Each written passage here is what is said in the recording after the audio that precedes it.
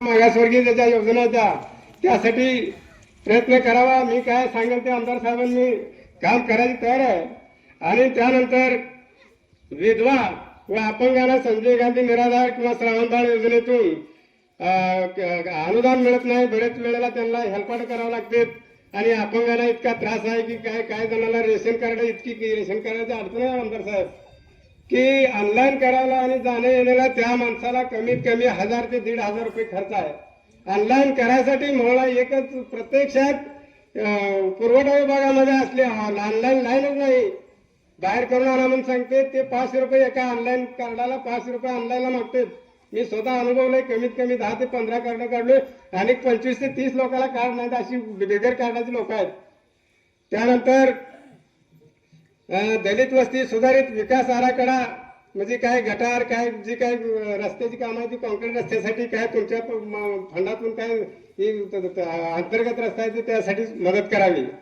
आणि जुनी आश्रमशाळा ते जामगाव ते वाघोली रस्ता आहे, जुनी आश्रमशाळा आहे तिथं, त्या आश्रमशाळेपासून 2 ते 2.5 किलोमीटर रस्ता आहे, तो खडीकरण करण्यात यावा। जवळजवळ त्या रोडला कमीत कमी 500 मतदार आपले त्या रोडला आहेत, त्यांची येण्या जाण्याची पावसात अतिशय अडचण आहे आणि तो रस्ता सगळ्यापेक्षा अतिशय महत्वाचा आहे।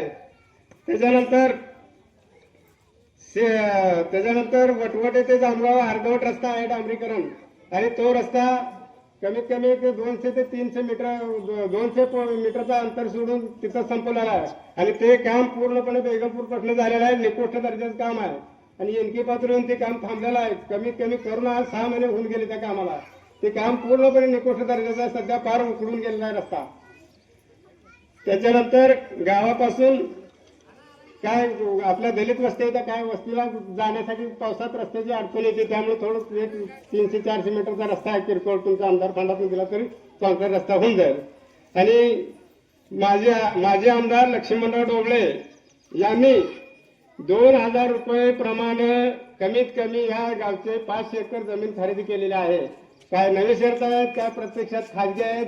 त्यांनी असा मिशन दाखवलंय की मी वडापूरच्या नदीवरून पाईपलाईन करून राहिलेल्या क्षेत्राला पाणी देतो, अशा आश्वासनाखाली या लोकांची जमीन हडप करून कुठल्या तरी एका संस्थेच्या नावावर त्यांनी ती जमीन घेतलेली आहे आणि त्या जमिनी या लोकांना मिळाव्यात परत, त्यासाठी तुम्ही प्रयत्न करावा अशी आमची विनंती आहे।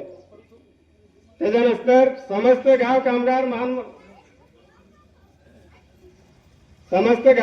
महार म्हणून काय जमिनी आहे त्या आपल्या समाजाच्या समस्त गाव कामगार प्रत्यक्षात त्या तसंच समस्त गाव कामगार महार म्हणून प्रत्यक्षात जे लोक आहेत तिथे त्यांची नोंद अजिबात झालेली नाही आणि अधिकारी पैशाशिवाय काय करत नाही। ते आपला समाज गरीब आहे त्यामुळे तो तिथे पोहोचत नाही, एवढं हे काम महत्वाचं आहे, ते करावं। आणि पडीक म्हणून पडीक जमीन जे आता नवीन सरकार पडीक जमीन म्हणून जो शहर आहे तो काढण्यासाठी आता काय शासनाचा जार आला म्हणून काय मध्यस्थ दलाल लोक आहेत त्यांनी मला एवढे पैसे द्या तेवढे पैसे द्या, असं करा तसं करा, मी एवढं करतो तेवढं करतो म्हणून अनेक लोकांकडून पैसे घेतलेले आहेत। आणि तहसीलदारांना तो विषय विचारून आमदार साहेबांनी या गोष्टीचा विचार करावा। तसेच बेगमपूर ते जामगाव हा रस्ता निकृष्ट दर्जाचा झालेला आहे, त्याची चौकशी करावी आणि कॅनल पासून गायकवाड वस्तीपर्यंत रस्ता खडीकरणाचा व्हावा 1 किलोमीटरचा।